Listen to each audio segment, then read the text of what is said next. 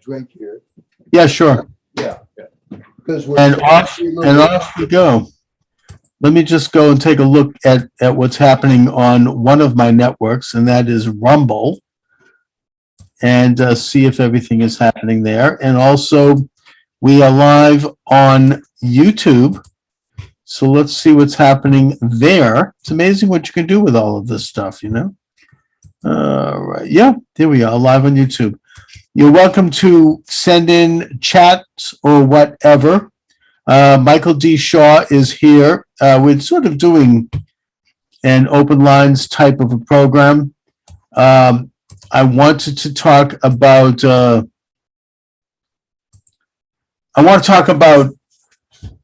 Elon Musk's purchase of Twitter, what that means, and the response, which I think is expected and typical and almost comical in a way, of the federal government, the Department of Homeland Security, setting up what they're calling a disinformation governance board. Whoa, I wonder what that's about. And they're putting in charge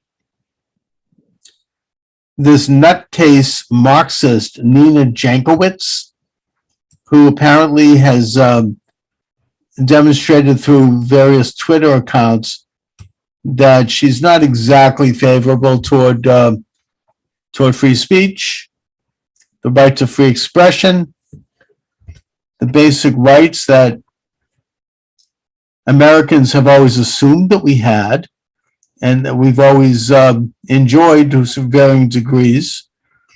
Although I think it's safe to say that we've never really had those rights. We do under the Constitution, of course. The First Amendment, free speech, free press, right to assemble, redress of grievances.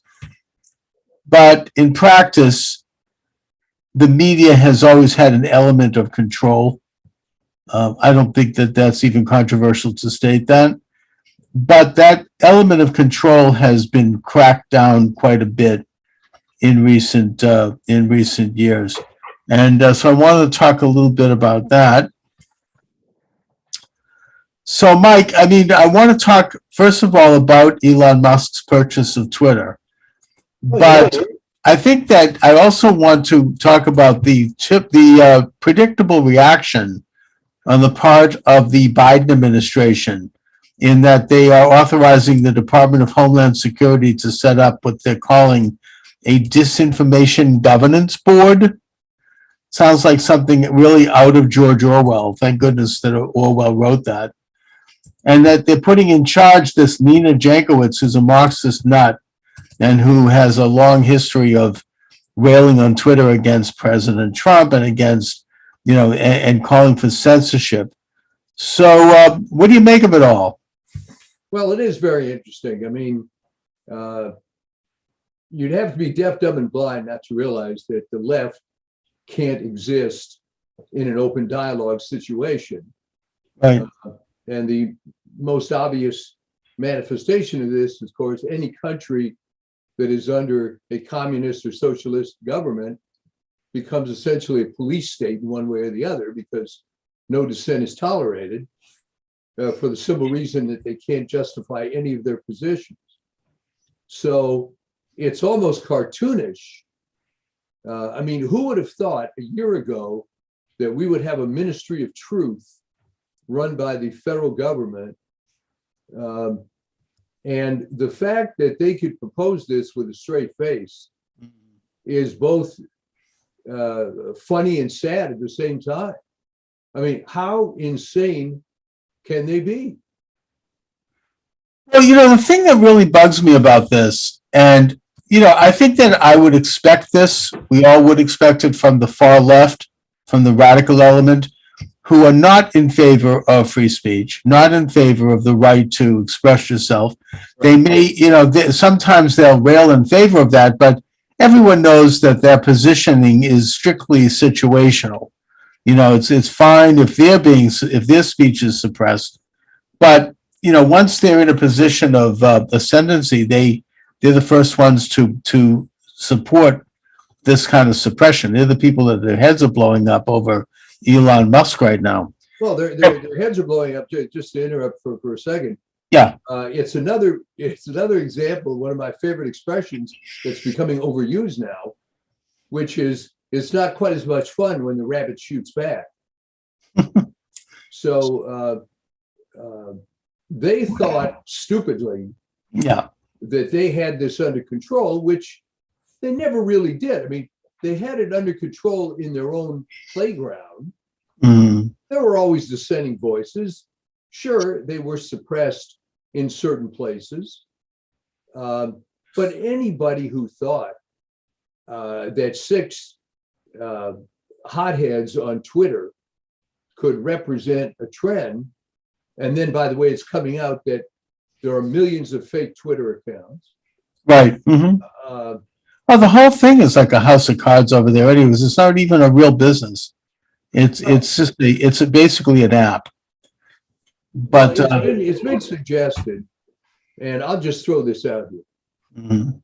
that when Twitter started, and then it grew to the point where there's a significant amount of computing capacity required to support something like this.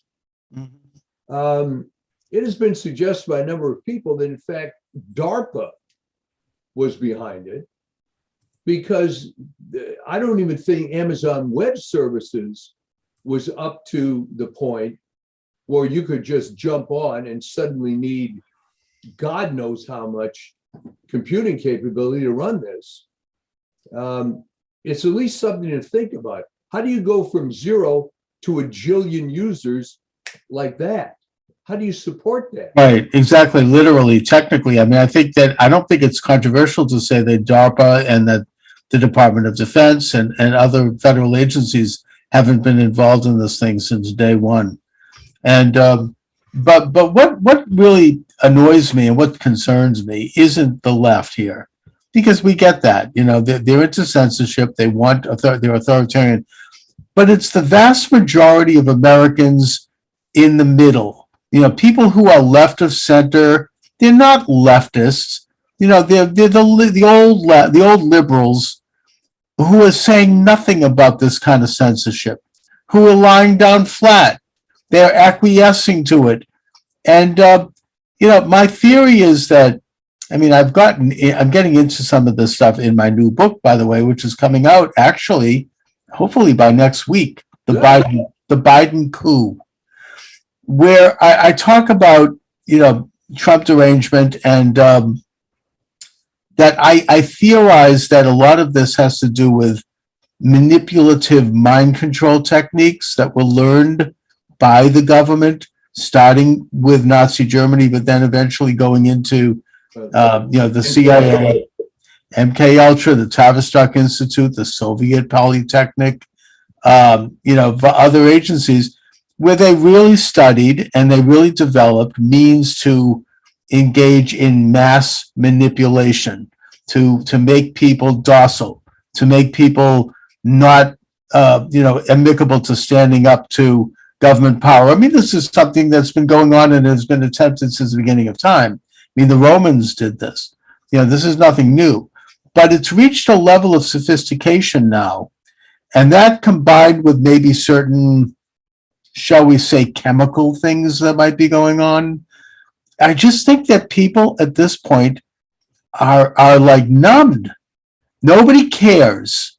Well, can I touch your feelings for a second? I suggest that what you're referring to is what the old left, the not crazy left. I think, and you're going to hate this, you're making a distinction without a difference. Mhm. I think they're all joining hands on this. The only difference is the people you're talking about aren't the ones that would actually throw the Molotov cocktails, but they might be making them in their basement and handing them to the other guy. So I don't know. Oh, yeah, we're not talking about the radicals. I'm talking about your average Joe, your average people like in my own family, my own relatives and that are liberals, and they're kind of fuzzy liberals. They're not leftists. They're not hard left. Even free speech, actually.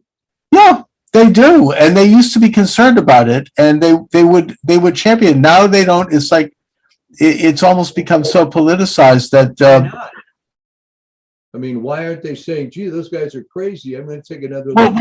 well, that's why I think that there might be something going on here that be behind the scenes, in that I think people have become, in a mass way, touched, if you will. They've become hypnotized, or they've become manipulated. People's emotions and brains have been manipulated. I mean, I can't prove any of it. I've studied some of it, and I don't know if it actually has reached that level. But there is such, and I think that in a sense, the avatar of it now, the metaphor of it, is Trump derangement, because you now have the government doing things that make no sense. It's completely illogical, and it is completely irrational, and is utterly against our own interests. Things like censoring conversation about the COVID-19 virus. We can't even talk about that right now because I'm live on YouTube. Right. Things like opening open borders. I mean, having people come into the country without any screening, en masse. Even the left used to be, the mainstream left was against that. Everybody viewed that as a position that was only held by really fringe, radical leftists. Now that is something that not only is accepted, but you can't question that. Well, and let me posit. It has everything to do with Trump derangement. Anyway. All right. Could it be that when the left was against illegal immigration, it wasn't really a problem? So it was okay to take a stand against that because it gave you some patriotic bona fides, even if you really hated the U.S. But this was a nice thing that you could talk about. I understand now.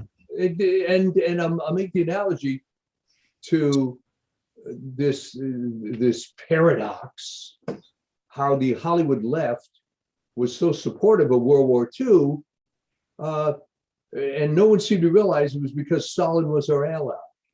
Okay. Right, that's right. The left, and by the way, speaking of which, and I want to get back to the open borders, but sure. But just it's a great and fascinating piece of history that you bring up, Mike, and accurately. The left was into the peace movement and keeping the United States out of World War II during the period of time between 1939 and 1941, when Stalin was allied with Hitler. And it was right. I mean, the Hitler-Stalin Pact period. And at that time, you had the far left, we're talking here, not the communist left in Hollywood and elsewhere. They were having rallies calling for peace, and we want to keep the U.S. out, and Roosevelt's a warmonger, and the United States is controlled by the Rothschilds, and talking really anti-Semitic stuff too, by the way, and the Rockefellers, and that basically they're arms dealers, and they literally went and they stopped the armament of the United States. I mean, they had rallies at the Alice Chalmers munitions factory in Wisconsin to try to stop their development of armaments. And this is in 1940, 1941. The dock workers, well, that's right. But the dock workers in San Francisco were headed up by a communist named Harry Bridges. Oh, yeah. Who basically sabotaged any attempt to arm the Pacific and to prepare the country for possibly war with Japan. But then, as you say, Hitler double-crossed his ally and invaded Russia, Operation Barbarossa, in June of 1941. And they literally took a 180-degree. I mean, it was so obvious that there was an example that was given where this communist rabble-rouser was giving a speech, and suddenly somebody went and whispered in his ear, and they took the speech down and they handed him another speech. And he was like, they became super warmongers, patriotic. Suddenly they're wrapping themselves in the flag. America has to go. And because all of a sudden Stalin was being attacked. So it's an interesting little fact of history, as you say. Well, but I think you can make that analogy all the way across the board, that they could be very mild on talking. I mean, they were always against free speech from the jump. Right. Well, of course. But that was never an issue until Elon Musk and Well, no, they were clearly against free speech. They supported the removal of the sitting president of the United States, Donald Trump, off of Twitter. They cheered. They were into this whole lie about the quote insurrection as an excuse, as like kind of like the Reichstag event to create a suppression of speech. But the problem, I'm not even talking about them. We get that. And it just bothers me that so many middle of the road Americans now either don't care or they're acquiescent when in fact they would have been otherwise. You know, these irrational policies, as I said, around COVID, which is a life-threatening situation. It's an issue of public health. It's not a political issue. They are accepting the fact that it's politicized and that you cannot just discuss things that you and I can't even discuss right now. Right. They're willing to look the other way about things like parents being criminalized for speaking up at school board meetings. That's something that most average Americans used to be against. Now you have an Attorney General, Merrick Garland, basically saying that any parent who speaks up about or criticizes, critical race theory or the sex change or anything else, that they're going to be possibly called domestic terrorists. That's something that average liberals used to be against. And now I'm not saying they're for that, but there's no energy. There's no sense of people should be having a revolution right now over this stuff.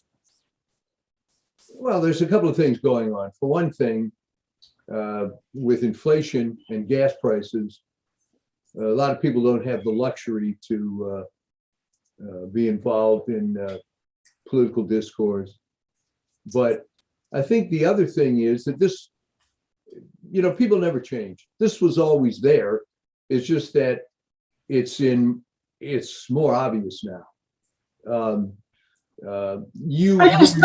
just think that there's become a docility among the American people that was not there before. They're getting away with a lot more now than they did. I mean, setting up a disinformation agency, normally Americans would not like that. Even liberals, back in the day. Define American, I'm sorry, but since the immigration was changed in the 1960s, the idea was to chip away at core American values.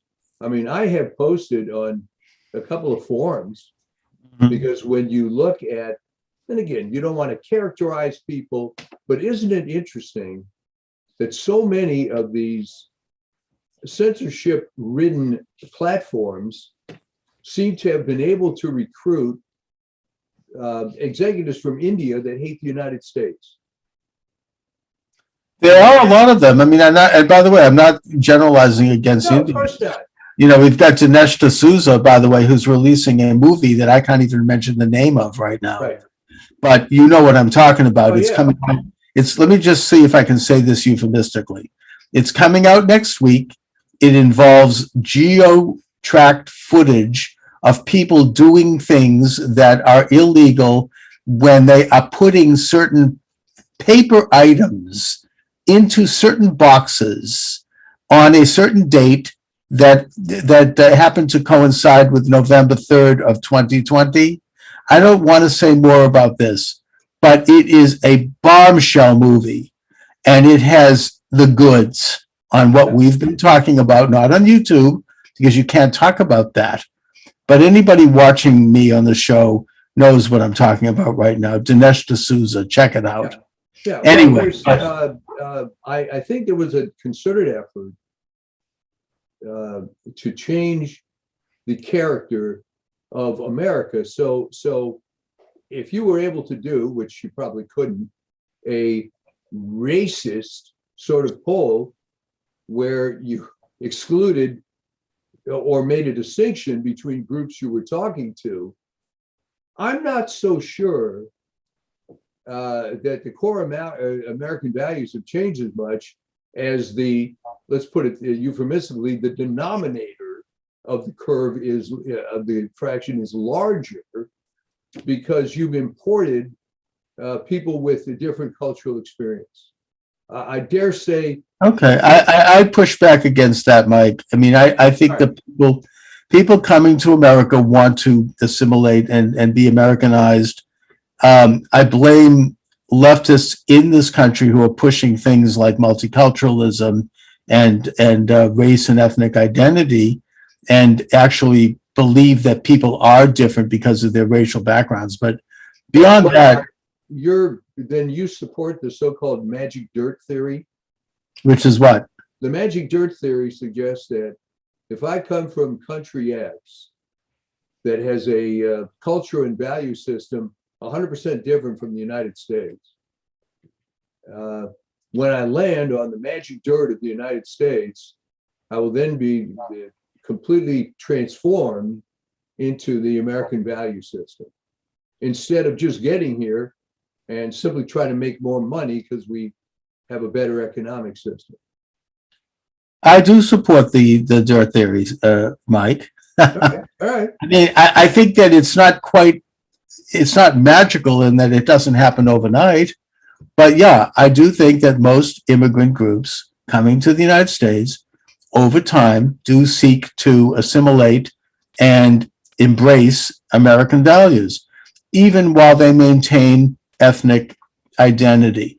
I mean, I would even point recently to such immigrant groups as the Vietnamese, boat people, Haitians, Jamaicans, Africans. I mean, they have become super successful and productive Americans, and they come from very different cultures. And they left those cultures because they wanted to get the hell out of those cultures and come to this country. They deliberately How can didn't. you explain someone like Ilhan Omar coming out of the Somali community, certainly not representing any American value I ever heard of, and getting elected to this office based on her peers in the community? Well, I mean, I'm going to try to be very delicate here, Mike, Well, okay? you're going to have to, yeah. Yes, I am. And what I would say to that is that this idea of the magic dirt, as you call it, it hasn't applied to every ethnic group that's come here. All right, no. It's applied to most. It didn't apply, and I know that my good friend David is going to think I'm making an anti-Semitic comment here, which is ridiculous. We said that to me yesterday. But there were Jews who came here who were communists, who didn't really have an interest in becoming Americanized. I can speak to this. My uncle was one of those Jews. They were interested in a communist world revolution, and they just viewed the United States as kind of a footstool to make that happen. So yeah, that does happen. I think that Ilhan Omar is an example of that. She's a Marxist. I don't know if she reflects the majority of Somalis. I would suspect that she probably Well, hang on. does. I didn't say that she does, but I'm saying that isn't it interesting that in her congressional district, she was able to garner enough votes to get elected. That may be, look, that might be because, people, look, I mean, here in Boston, we have Ayanna Pressley has been elected in the Black neighborhood. She's a native Black American who's talking about, she tweets out, we have to eliminate rent. We have to eliminate mortgages. We have to, she's a nut. I mean, she's a radical leftist. It's more of an ideological thing. That why is she successful here, even though even the Boston Globe and the liberal establishment recoils against her, but she was elected in a predominantly Black district that wanted to see a Black person. I mean, I know this sounds crude and it's unfortunate, but people are Tribalistic.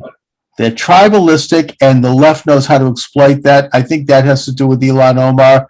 It has to do with Rashida Tlaib in Detroit, who says that the Holocaust makes her feel all warm and fuzzy, right? I mean, it has to do with certain people who are elected to Congress from certain very selected gerrymandered districts based upon, frankly, their race and their gender. Well, and that is a tragedy. Example of this. And by the way, I want to just say Ilhan Omar has an excellent opponent right now. Reese, I think his name is, and he happens to be Black, and he's a native of Minnesota, of Minneapolis. So let's hope that he does well. Oh yeah, I mean, I'm just bringing these things up as because in the 1950s you wouldn't have had anything like this, maybe except Adam Clayton Powell. But so I'm suggesting that maybe the American character has been diluted a little bit. But I don't think it is based on ethnicity, though, Mike. I really don't. And I don't think it's based on immigrant groups. I think that, do you know that Hispanics are breaking very conservative? They are joining, they're becoming very pro-Trump. Black men in this country are becoming very pro-Trump. Oh yeah. And so I don't think that it is an ethnic thing. It's a transition because the Hispanics were always culturally conservative, but they were shoehorned into this liberal thing because just like it's because they're institutions, and the people that, same thing with Judaism, by the way. Oh yeah. The high ground is controlled by the radical left or the far left, and they have all the ability to influence their respective religionists and ethnic members, and they have the ability to give rewards to people who follow them and punish those who don't. Right. There's a conforming element to it. I don't think it's animated by ethnicity. I think it's animated by propaganda that exploits hatreds, frankly, against others. That's what the left does. But the problem isn't, I don't think, an ethnic one. I think that it has more to do with ideology. And, I hope you're right. But then you raise this issue, which we can't discuss, of how a certain group there might be some problems with assimilating. And I'm not, again, I don't want to, it's just the way it is. I mean, Alan Dershowitz has talked about this, and it's certainly observable in Europe, where there are certain ethnic groups that are not interested in assimilating at all into the country. They're interested in taking over the country and forcing the country to become like them, and that they do come from societies that are not really all that amicable to Western ideals. Anyways, let's see, Herb Levin is typing an article here. No, he wants to say, live a few minutes ago with Elon Musk and Jack Dorsey, and they erased her account. Okay, that's interesting. I guess that YouTube is still pretty touchy. I hope they don't drop my account over this. But this is let's bring it back to that subject. All right. Here you have Elon Musk. I'm not necessarily an endorser of him. I mean, there are some things that he's into that I find troubling, particularly his development of a brain chip and his pushing of transhumanism. I don't like that. That scares me. But he's one of the richest men, if not the richest man in the world. He's a brilliant entrepreneur, and he has stated in many times, I mean, very publicly, that he views the censorship amongst big tech to be un-American and wrong, and that he wants to bring back free speech to Twitter. Now, that is a significant story, regardless of what we think of Twitter. It is one of the main means of communication right now in the world. It is one of the main platforms by which we develop kind of consciousness and culture. And they suppress it. That's right. And that's what they've been doing. Yeah. It's run by this small clique of leftists who have decided to use technology and algorithm and to remove opinions that are not those they agree with. And the most obvious example was their suppression of Donald Trump. He had something like 5 million Twitter followers. And I would say that the fact that he was silenced, if he had not been silenced, we would be a very different country right now. We would have had a conversation about things like Afghanistan and the collapse there. We would have talked about inflation. We would have talked about China. We would have talked about Ukraine. We would have talked about critical race theory. We would have talked about all of these things because Trump had that kind of platform. and he was removed, as were hundreds, if not thousands, of other conservatives, and even a few people, by the way, on the far left were removed. And that other people like myself, and even like Breitbart, which is a considerable news organization, they were algorithm. They lost percentages. They would disappear. They were shadow banned. And that has happened. There's no question about that. James O'Keefe over at Veritas now has the goods on that. He has some insiders who are showing exactly how that happened. So Elon Musk is coming along, and he's going to clean house, according to what he said. And we hope, the proof is in the pudding, but he says he is. And that's like, I think that's like circling the walls of Jericho, to use a biblical metaphor, and the walls, they come a-tumbling down. That's going to be a crack in this whole rotten international globalist, Klaus Schwab, illuminist agenda. It really is. And that's why you have Biden now setting up a Ministry of Information, right? To try to regulate speech. They're not going to sit back and work. How is it even going to work? Listen, they're going to something that he doesn't like. So what are they going to do? Call out the Stasi? Yes. Say, we're going to go to your house. Yes, they are. The people are going to start disappearing. Yeah, I do think they're going to do that. I think it's going to get real ugly out there. I think they're going to do whatever they have to do to stop speech, because they have a lot. They have a lot invested in this. They've invested in it going all the way back. Well, I peg it to, my new book coming out, not to plug, but the Biden coup. What the heck, right? It's my show. I peg it to the election of 1912, when I think that this administrative state, as Steve Bannon so accurately called it, kind of seized control. They grabbed the high ground, and ever since then, they've gradually and incrementally increased their power in this country and around the world. And they're not going away. So they're not going to just sit back. This could be a major, major crack. And they're not going to take that line down. They're going to do whatever they have to do. I don't care if it's Elon Musk. He better be careful, because, he may be rich, but I hope he knows what he's stepping in right now, because these guys, they don't mess around. This is, who knows what they could do. Well, let me give you the good news. I don't think they have the talent to make anything happen. The Justice Department, talk about a JV outfit. They haven't been able to get a conviction on anybody for anything. So the notion that Stasi is going to come and knock on your door. Well, they're too busy spying on parents who are criticizing critical race theory at school boards. A big bluster. And I think it's the final mistake, because they're making threats here that they cannot possibly back up. I hope you're right. They're hoping to scare people, but they've got the wrong people in charge. You've got some leftist imbecile who they put in charge of this thing, whose own resume is so questionable. So I know what you mean. And Elon Musk is no dummy. No. There's a reason why he's the richest man in the world. He's an incredibly successful companies that he's built. Among Tesla's only one of them. Well, SpaceX has been out there for quite a while. That's right.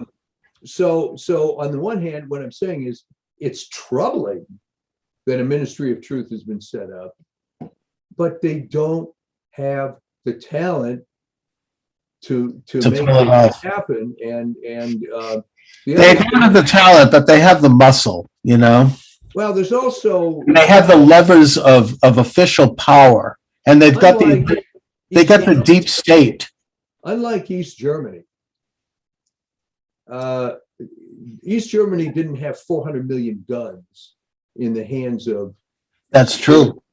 That is true. And I think that this is going to fail spectacularly. I think that Biden might even get impeached over it if they start pushing too hard. And it's, It might be the first article of impeachment after the Republicans take back the House. yeah, You know, I mean, but again, I'll bring it back to my one major concern, because I agree with you. I mean, when you look at this thing, you know, objectively, and that is what Richard Nixon called the silent majority. That is, you know, that's him calling now. there he is. You know, that it's, you know, there is this kind of broad American middle of the road, left of center, right of center, very average, who need to be woken up, and they don't seem to care. They're allowing these irrational policies to take place, like open borders and like, you know, I mean, you know, critical race theory and you know, the trans thing. I don't want to go there, but I'm just saying these things don't make sense, and they're not saying anything about it. They're not in their interest in the way COVID's been handled. Nobody is speaking up about any of these things. It's as if they've been tampered with, should I say? People on a mass scale. I know I'm getting into a little tin hat stuff here, but you know, these agencies have studied how to do this on a mass scale, and they do. Anyways, we've got Herb Levin saying, this whole Stasi is about human cattle perception management. Interesting. I mean, how did the Soviet Union and how did communism control hundreds of millions of people? Well, it was brute force. It was brute force, and it was fear. And it was the stupid human reaction that, well, if I keep my mouth shut, when they come for the Frank family, if I don't say anything, I'll be all right. And it was what Henry Adams, the famous pundit of the late 19th century, called the organization of hatreds. Yeah. You know, they go to an external hatred. And in this case, that hatred is Donald Trump and the MAGA movement. They have created, you know, this irrational hatred for Trump and the movement. People can't explain why they hate it, but they do. And it's, you know, it's against their own interests, and it's not normal. You know, it's one thing to oppose. Look, I didn't like Barack Obama. I didn't like his policies, and I didn't like him. But that didn't mean I'm like, I mean, I could explain issues, and I didn't, you know, it wasn't so enhanced that I didn't occasionally say that he did something right. It wasn't, you know, I mean, there's something about the Trump, anti-Trump thing that is not normal. It's not something that we say. If you're honest, I bet you at least a little bit resented the fact that he was able to take the racial component and use that as a huge springboard to this office, based on the fact that he has no discernible talent other than a pleasant speaking voice. You know, yeah, I get, you mean you're talking about Obama here. Yeah. I get that. He had a nice smile. He was very nice looking, and he had a nice family, at least it appeared publicly. We don't know the truth either way, but let's not go there. You know, and that he was very middle of the road. Even conservatives thought, oh yeah, he's great. He's one of us. He didn't really, he was like almost a stick figure. He was, you know, this is, the left finds these people. He came out of nowhere. On one day, he's fixing parking tickets in Chicago. The next day, he's president of the United States. You know, because he was a tabula rasa. Do you want to go past that, though? Look at the actual ability of JFK, which is a sore subject because that's your... Well, JFK, I think, was earned. I mean, I'm sorry, but, you know, he was in World War II. He was brilliant. You know, he then, you know, yes, he might have got a little help from the old man, but, you know, I think he had substance. I mean, I do. Well, I mean, he had more substance than Obama, but there was a lot of mythology created about him. Maybe, but, you know, there's a lot of mythology created about Eisenhower, too. I mean, that's... Well, I'm no fan of his, but that's another story. Yeah, but I'm just saying that I think that Kennedy can't be compared. Kennedy was a man of substance. I mean, putting aside his personal life, that's another subject. Yeah, all right, but you know, but he had some philosophy there. There was some ideals. You know, he was a very strong and staunch anti-communist, for one thing. You know, there was I mean, I think that Kennedy was, I actually view Kennedy as having been a lot like Trump. And I think that his demise, quite frankly, was similar to Trump's removal. Let's just put it that way. You know, these guys came up, they weren't connected to, Kennedy had a bow to the establishment to an extent, but at the same time, he wasn't easily controlled, and he was a truth teller. I mean, I think, and I think that he was no dummy.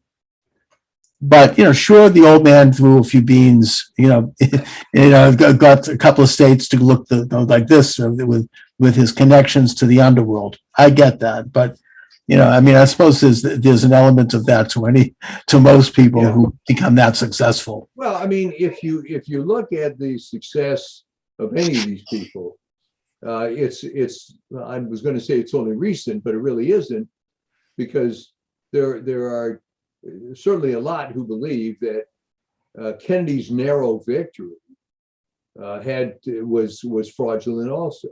Oh, I think that we all know that it was. In fact, it's now been established. There was a group of journalists and experts and investigators who actually did look into this over a long period of time.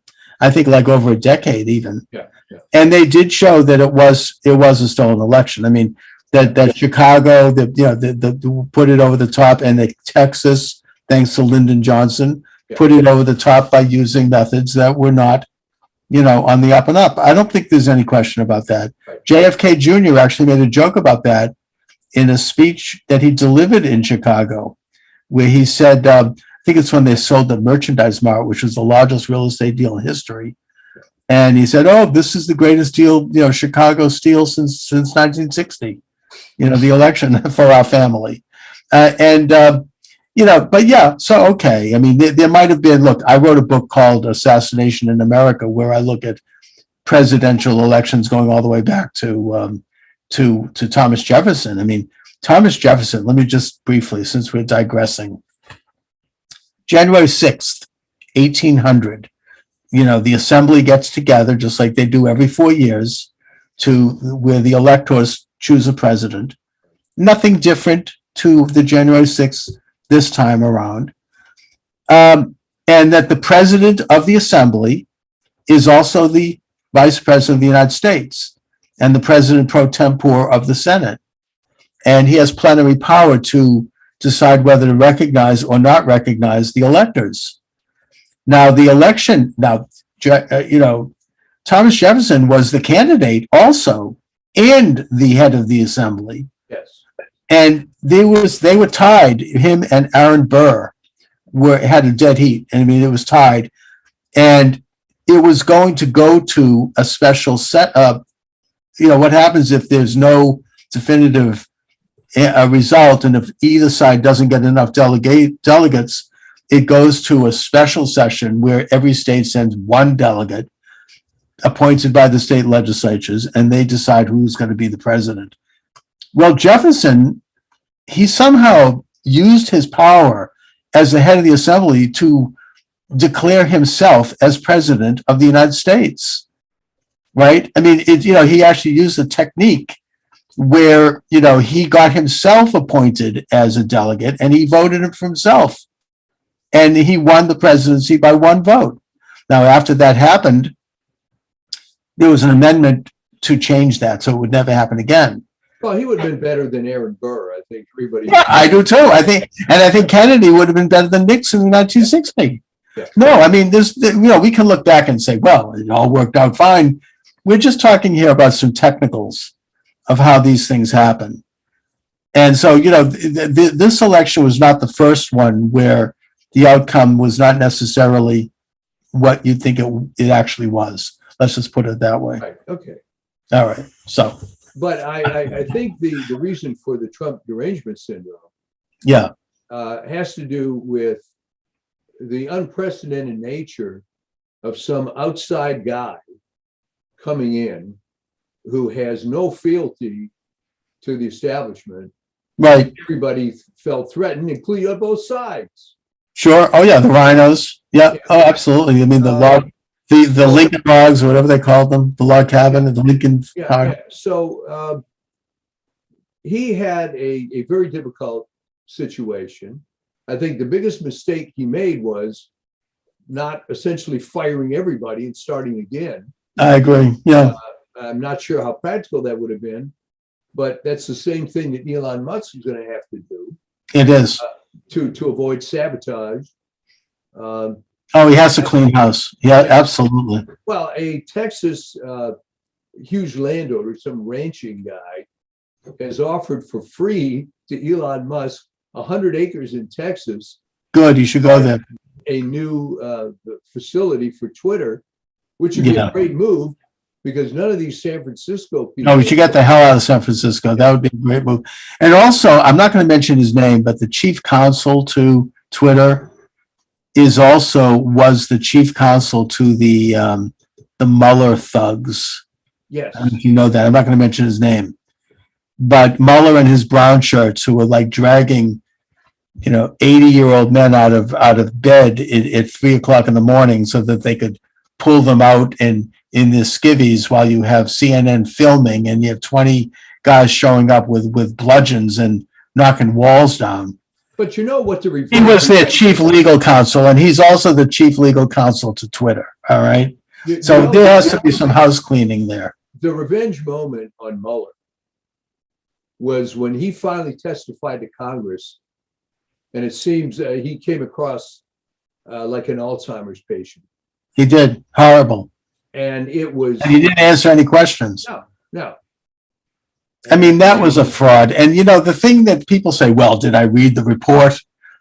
You only had to read the first page, which said nothing. Nothing happened, which said there was this whole conspiracy theory that Trump stole the election by colluding with Putin. It was bogus. It's now all coming out. I mean, John Durham, I don't really know if he's going to really do. He's been so slow. It's like a turtle, but he is issuing indictments, and he has already had at least one conviction. That is this lawyer with Perkins Coie who had forged a document so they could get a spy, get bugs into the Trump Tower using Carter Page. But that whole thing. I mean, one of the things. I mean, this is a classic proof that the media is completely controlled. In that you had Fusion GPS, which was this dirty tricks group that exists on both sides. You got them doing Democrat and Republican stuff. This one happens to be liberal Democrat. They're sending out press releases to the media. Oh, Trump is colluding with Russia. Trump is talking to this guy, that guy, all this crap. Completely bogus.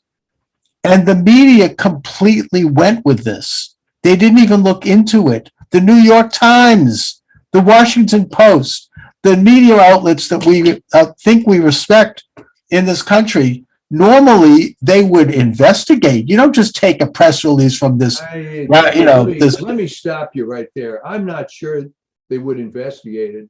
Every reporter I've ever met, and I've met a lot, and I can only think of two exceptions over a 30-year period, are lazy. Yes, that is a part. Investigate anything, and I'll just say 4 words for you. Oh, now you're getting the call. 4 words for you. Yeah. Janet Cook and Walter Duranty. Oh, well, sure. Okay, Duranty you may be familiar with. Well, Duranty was an ideologue. He wasn't lazy. He was actively. No, but I'm talking about the paper investigating the claims. Oh, yeah, well, sure. All right, Janet Cook for the Washington Post won a Pulitzer Prize based on a fabricated series of articles discussing the 9-year-old heroin addict that she had met named Jimmy. Mm-hmm. It was completely fabricated, complete BS. I remember that, yeah. They could have taken a look at it. They could have said, Janet, we got to meet this kid. They didn't. Yeah. They just published it and spent more time. That's like the Virginia Tech rape case in Rolling Stone magazine. Same yeah. thing. They didn't bother to actually look at it. And yeah, that's part of it. But I think in the case of the Trump stuff, they didn't want to look at it because they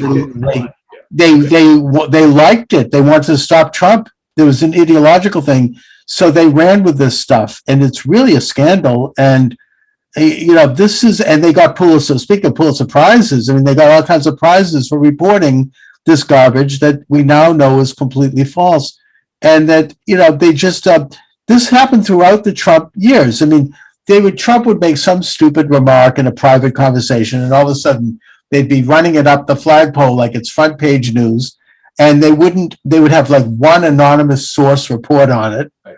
They never, the standards went right down the hole. I mean, there was no, and that's sort of where we are now, except now it's worse in that it's become so established that you have a very formalized element of censorship that's now culminating in this disinformation agency as part of Homeland Security. Well, I mean, I'll have to take some exception to it. I don't think that the media has ever done much of a job in truly investigating anything. There used to be some good investigators back in the day. I mean, you had, who is it in Baltimore? H.L. Mencken, right? Well, you want to go back to the early 20th century. Or you had Westbrook Pegler was a good investigator. And there were others. I mean, even the Globe had a few. I mean, there were people who did some actual, like gumshoe. They went out and they looked into a story. Well, and I would suggest that all ended with Watergate, because even though the reporting in Watergate was mostly true, this was until it blew up and until it collapsed around the Nixon administration, this was an extremely stupid and minor incident. And the Post decided that they were going to sell newspapers for 8 months based on this. That's another coup d'etat, in my opinion. And by the way, Bob Woodward, I don't know if you saw the latest. There he is. He must be in his 80s. He sounds ancient. Yeah. He trots out with another phony scandal. Did you see this? No. That Trump, during the so-called insurrection, I mean, what some call the Fedsurrection, but we'll put that aside, that Trump's White House phone records were missing. I think it was 20 minutes. And he's like, oh my God, this is bigger than Watergate. Yeah, this is like Watergate. They can go, Watergate. I mean, Nixon's Gap. This is bigger. And it turned out to be completely phony. I mean, because you'd be embarrassed. Yeah, I mean, this is like your entire career was based on one thing, and even more than that, you keep referring to it for the rest of your life. Yeah, everything is the gate. Yeah. Well, and it turned out that gap in the phone was simply because Trump tended to, and Obama did the same thing. It wasn't unusual. He tended to get information by using other people's cell phones. Yeah. Or like he'd have like, hey, can you call so-and-so for me? And then, he just didn't use that system all the time. This is stupid. I mean, it's a normal thing. There wasn't any big blow. I mean, and then the whole thing disappeared down the rabbit hole once it was proved that it was false. But he was humping and pumping. Oh my God, going on. I'm sure he would, all these, people brought him on television to talk about that. Well, I mean, it is kind of funny. Why do they think this guy's relevant anymore? Oh, I know, it's pathetic. But anyway, to bring things back, right. What do you think is going to happen with Musk? And do you think he's going to be successful in bringing Twitter back to freedom and bringing opinion back and going back to an American approach, which is to have a reasonable debate on issues that we disagree on? Do you think he'll do it? Yes, for a couple of reasons. One is that they may cry and scream and yell, but they don't have the stomach to fight any of this when it's in the open. I think they're going to fade away and do whatever former Twitter employees do. Or as the joke goes, go ahead and start your own social media network now. Mm-hmm. I think he's going to be successful because he was very clever with this. I think the $44 billion is going to be dropped in value with all these revelations coming out about all these fake Right. accounts they have, and so on. And it's just the beginning of the end for these people, and it's not soon enough for me or for you, because you and I and many others have dealt with the media over the years, seen the rot in it, and it's high time that this sort of thing comes out. And I'm tired of people standing on their laurels. What credibility does the New York Times have now about anything? I have no idea. Well, now they're going to all be called on it. I have a comment here from on YouTube. They can now join Gab and turn it into a left-wing echo chamber. Or they can start there. Maybe they could do their own. But I have to say that, I mean, right after Musk's announcement, my Twitter account picked up something like 50 followers. And I hadn't really used, I mean, it had been stagnant for 3 years. Well, there were people that are saying they picked up 50 to 100,000 followers, and apparently they always had. Right. And that suddenly they were revealed. And now there are a couple of people that are now coming back on Twitter who had lifelong bans. I don't know if Steve Bannon will be allowed back on or President Trump will be back on, but and then you have a couple of hotheads who are saying, well, I'm leaving Twitter. Good riddance. I think that you're going to have nutcakes like Professor Lawrence Tribe still doing his tweets. He's like an embarrassment. He's a former Harvard. Okay, now you talk about people changing. What happened to him? He, as I recall, oh my God, he was just a garden variety liberal left guy, and he turned into a lunatic. When did that happen? I mean, you should check. I look at his tweets, and I've responded to his tweets. He is like, talk about putting on a tin hat and talk about, like almost like QAnon stuff. I mean, it's real. It's embarrassing that he was once considered for the Supreme Court. I mean, he's one of Harvard University's eminent professors of law. And for him to be going out with this kind of crap it's really a scandal, But I think he's going to keep at it at Twitter. I mean, I don't think he's going anywhere. Well, the reason he's got his audience. I've seen this happen with friends of mine, not necessarily on political issues, but where they become obsessed with one particular thing. That this is sort of the unified theory of existence is because of this. And they get more and more and more focused on that. And they become obsessed with it, which is why in my own writings, I write about a lot of different things, because there is a tendency that some people have, and I probably could have, if you decide that everything is because of this, and you keep writing about that, you'll turn into a Larry Tribe.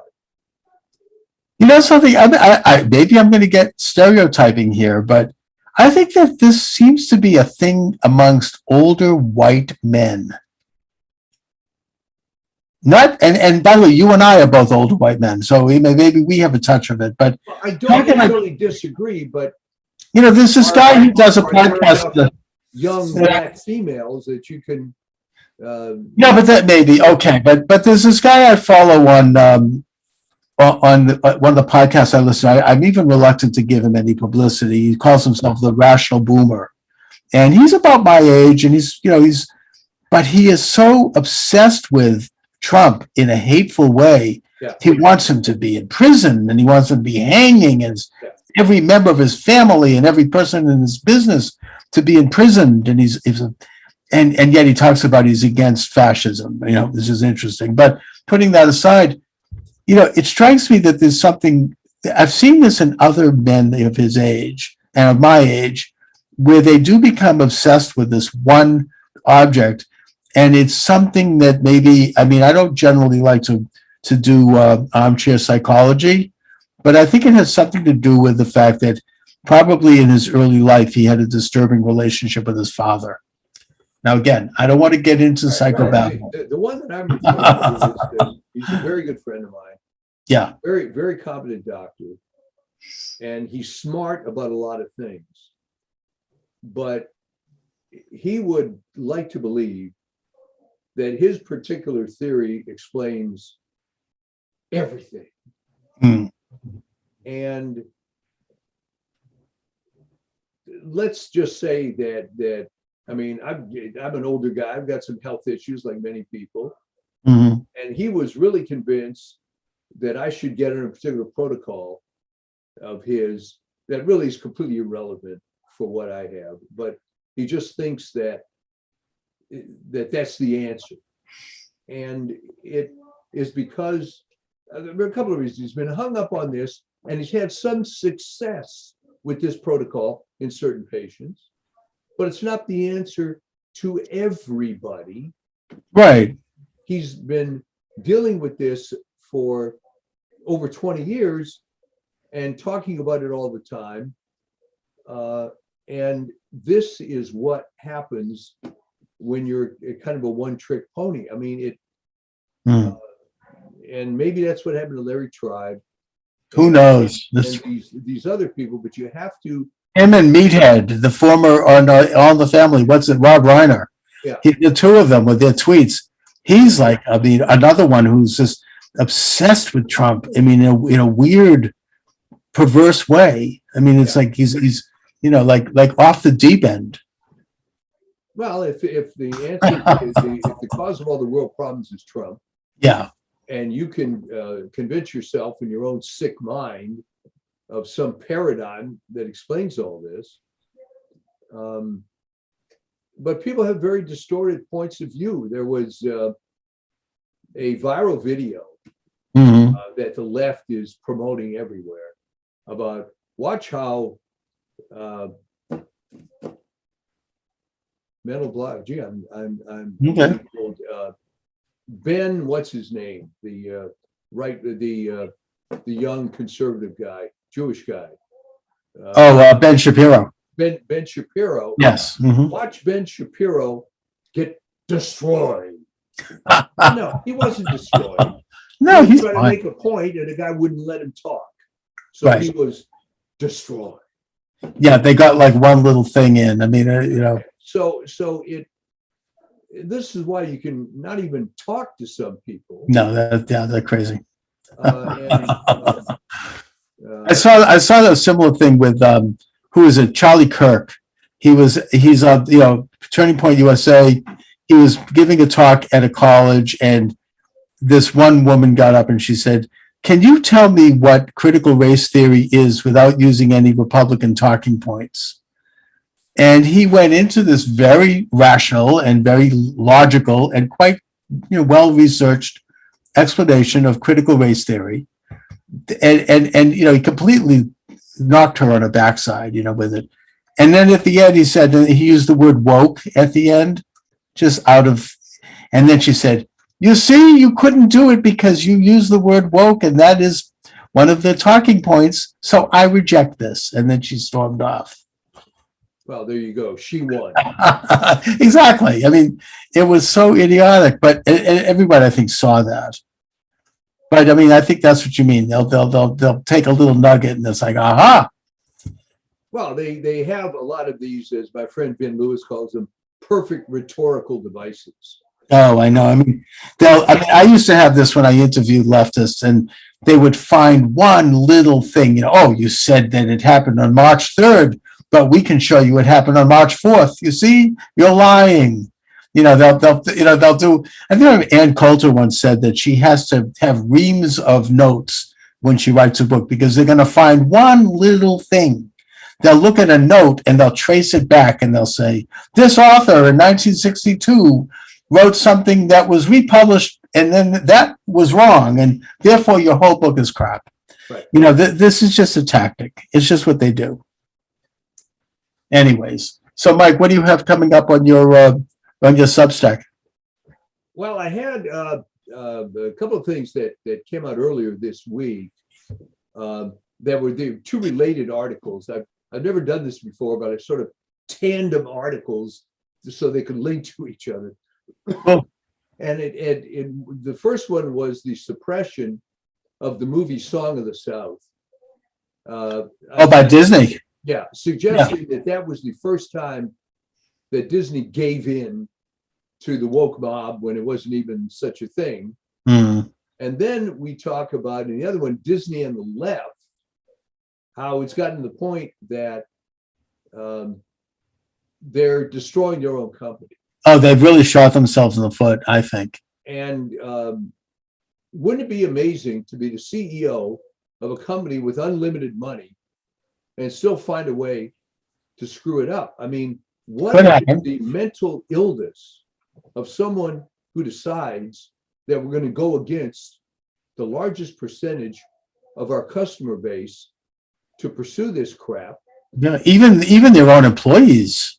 Yeah, They're all coming out now saying, we can't even work here anymore because it's controlled by woke leftists and Nazi woke people, and it's this small clique of people have really taken control, and I think that they are really, they're completely like clueless about the possibility that people are going to cancel them out and not go. I mean, when one of the top executives involved with content makes a big presentation that there's going to be more LGBT and more trans, and we're putting in as many movies as we can.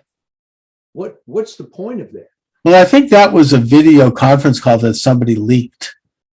That was like that to me, that's like a smoking gun. I mean, that was very damaging to them. But now they're doubling down public. In a large organization, though, which I find it fascinating that, intellectually they have to know that that's not their market. So how does some fool reach a high position? Oh yeah, I mean, I've seen some of the clips. I think it's public of that conference call, right? And you could just see how out of time these people are. Like, I don't know what they rolled off a bus. I mean, they don't have a clue about any. They probably have never walked through the park. They don't know anything about what's going on. They're into this really demented stuff. I mean, it's not. I mean, who's running the show over there? Who knows? Well, it was always bad news when the final Disney relevant got out. Roy E. Disney. Right. Okay.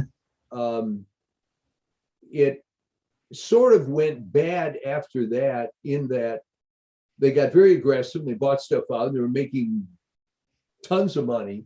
Right. But the idea in I think 1986 it's very hard to pin down the exact date. It was in the mid to late 80s where the Song of the South thing came out.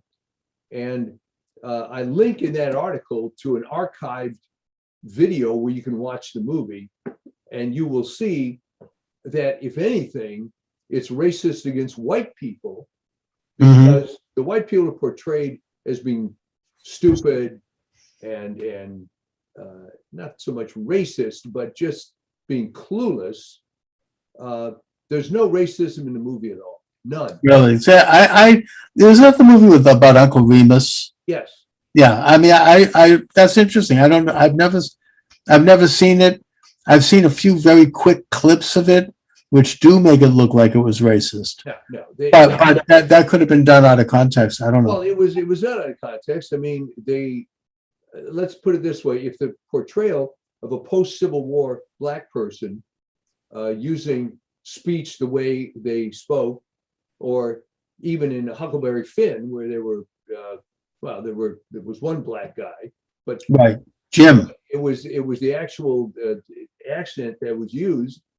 Then how come Huckleberry Finn isn't racist? Although some people say it is. And I think there are also some interesting students of Mark Twain who note that Huckleberry Finn himself was black, in that, we don't know, the father was a raging racist, a violent racist who would literally attack black people. And, he was, and they say that there's a possibility that Mark Twain was getting at the fact that the father had raped a black woman, and that was Huckleberry Finn's mother, because the mother is not mentioned at all in the story. Anyway. No, but if you go to that article and you can watch the movie, It's pretty good. It's a little melodramatic at times. Well, you have to look at it in the context of the time. Yeah. Right. But I think that was the first shoe to drop. And from there. Maybe that and Fantasia, which has also been, I think, quote, shadow banned because it was very anti-communist. But whatever. Yeah. So I'm going to probably put more stuff on there related to the Ministry of Truth. It's just fascinating. We've been talking about this. I know. Can you believe it? A year ago? Ministry of Truth. I mean, this is like, it's, I mean, thank goodness we had Orwell talking about it because they are really doing, trying to go for this. Look, it's scary, but it's also clownish that they would do this. And I can see now that, oh, it is. And I feel confident in that. I see there are major people, conservative people, elected people who are speaking up, and that they're going to wring this around the left's neck as we get closer to the midterm. I think it's a huge, they've really stepped in it on this one. I think just like Merrick Garland really stepped in it with the business of parents being domestic terrorists. I think these things are going to hopefully lead to a historic victory for Republicans in the midterms. And I think that, just to say, in case anyone's listening who's a liberal Democrat, we have to elect a Republican Congress if we're going to have any semblance of getting to the bottom of some of these scandals, and if we're going to have, in the broad sense, any semblance of going back to freedom, whether you like Republicans or not. I would vote for Rhino Republicans just to get Republicans in there, because there'll be enough patriotic MAGA Republicans elected that they can make changes. Yeah, But, I would agree, and yeah, I think it's going to be a bloodbath in November, and justly earned, by the way. oh, you bet. And they've got nothing to run on except the same old crap that somehow Republicans have something against black people. No one's believing it anymore. And the so-called insurrection, which nobody cares about and nobody believes their crap either, because they're sitting on a lot of stuff that actually would exonerate everyone. Anyway, let's not go there. I don't want to get in trouble now, especially since I'm so close to publishing my book. I just don't want to be banned, So anyways, Mike, so where can people see your Substack? Well, it's mdspov.substack.com, Mike's Point of View. Okay. And there's some decent content up there. We try to add 1 or 2 articles per week. And you got some great movie reviews and some good historic looks at there's some classic historic movies. Some of these Substack people, like Steve Kirsch, will put up 3, 4, 5 pieces a day. Which, oh yeah, sure. God love them, but I mean, yeah, I mean, there's people. Some of us also have day jobs, and when is your book coming out? It could be out as soon as next week. I've gotten it back from the editor. I've done the final pieces on it. Now I'm just having it formatted so it could be out as a soft cover and ebook. It'll be published. By the way, there's one little possible, fly in the ointment, in that I'm not sure that Amazon is going to let me publish it because of the title. We'll see. I don't think there'll be a problem, but I'm not going to know that until I go there, until I present it and get it up there. So I'm assuming they will, but if they do, it's going to be out probably toward the end. Censor books? I didn't know that. They don't censor my books, but they do censor books. Yeah, they are starting to do that. They've removed E. Michael Jones's books from publication. And whether you like him or not, he's a significant, cultural critic and thinker. So yeah, they do. And so I'm concerned about that, especially with the title. Assuming I get beyond that hurdle, it should be out late next week. Right. And I will be doing, some. I have a whole interesting kind of slightly subversive marketing campaign that I'll be triggering at that point. So we'll see. All right. Is there any way for viewers to get an autographed copy? Yeah, I mean, I'll be mentioning all of that. It'll be available at Amazon. I'm not sure about the autograph part because I suppose to give somebody an autograph copy, I'll have to buy the book myself, autograph it, and then mail it. And I could do that. You might, based on this, get it in stores. That's going to be tricky also. That's another story. The way I'm going to market it, frankly, is I'm going to get copies of it to certain people. Right. And I think will interview me.